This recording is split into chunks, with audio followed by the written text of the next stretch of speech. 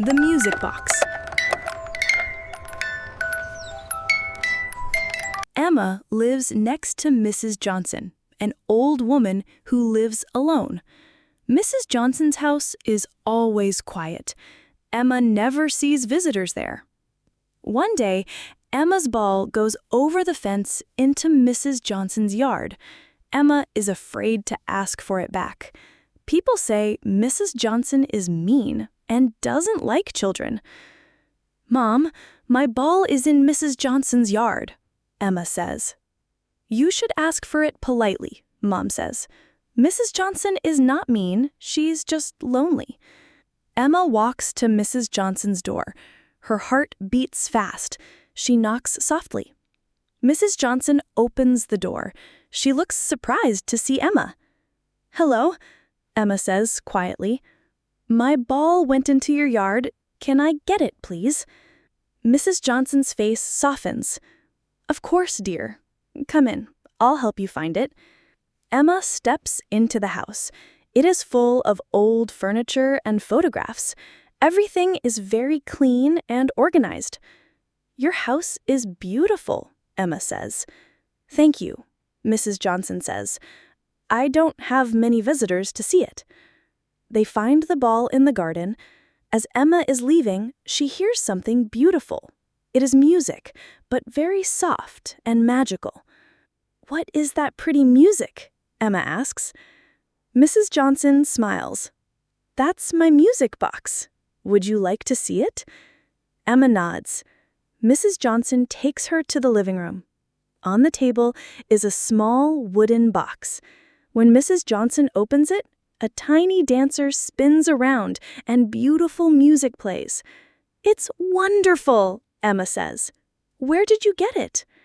"My husband gave it to me 50 years ago. Before he died, he said the music would keep me company when I felt lonely." Emma sees tears in Mrs. Johnson's eyes. "Are you lonely?" "Sometimes," Mrs. Johnson says, "but the music helps." "Can I visit you sometimes? I like your music box." Mrs. Johnson's face lights up. "I would love that, dear." From that day, Emma visits Mrs. Johnson every week.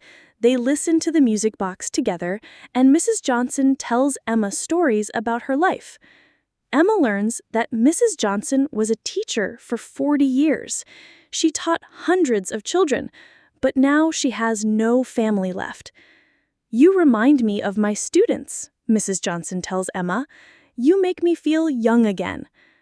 Emma tells her mom about Mrs. Johnson. "She's not mean at all, Mom.